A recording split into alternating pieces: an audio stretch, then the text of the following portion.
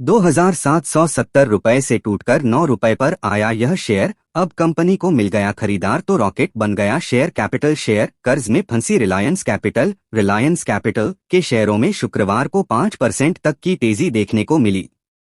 Company के share शुक्रवार को ₹9.36 पर पहुंच गए। शेयरों में इस तेजी के पीछे एक बड़ी वजह थी। दरअसल आरकैप के कर्जदाताओं ने हिंदुजा समूह की कंपनी इंडसेंड इंटरनेशनल होल्डिंग्स से पेश समाधान योजना के पक्ष में मतदान किया है। कंपनी ने बोली के दूसरे दौर में सबसे ज्यादा ₹9,661 करोड़ नकद की पेशकश की है। सूत्रों ने कहा कि 99% मत इंडसेंड इंटरनेशनल होल्डिंग्स की तरफ से लगाई गई बोली के पक्ष में थे। इसका कारण है कि कर्जदाता ₹9,661 करोड़ के नकद भुगतान से कर्ज वसूली की उम्मीद कर रहे हैं। इस बीच शुक्रवार को रिलायंस कैपिटल के शेयर में तेजी रही।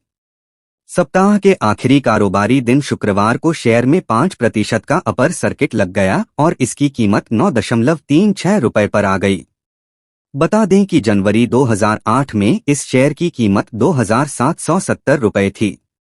जानिए क्या है डिटेल। उन्होंने कहा कि इसके साथ रिलायंस कैपिटल के पास रखी ₹500 करोड़ से अधिक नकदी भी कर्जदाताओं को मिलेगी।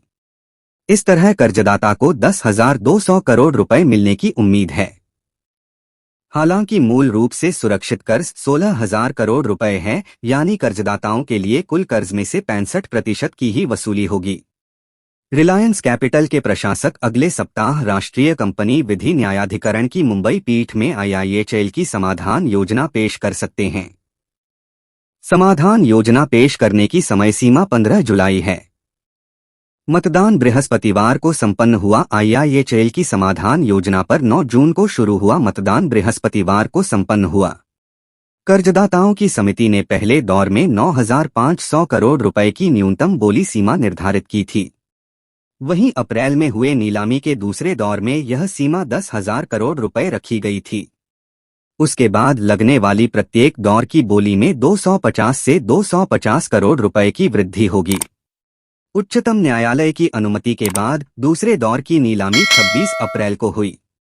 सूत्रों ने कहा कि हालांकि रिलायंस कैपिटल को लेकर समाधान योजना पर कर्जदाताओं की समिति का कोई भी फैसला टॉरेंट इन्वेस्टमेंट्स की अपील पर आने वाले उच्चतम न्यायालय के निर्णय पर निर्भर करेगा। रिलायंस कैपिटल की समाधान प्रक्रिया पहले दौर की नीलामी के बाद कानूनी विवाद में फंस गई थी। पहले दौर की नीलामी पूरी होने के बाद हिंदुजा समूह की कंपनी बोली जमा की।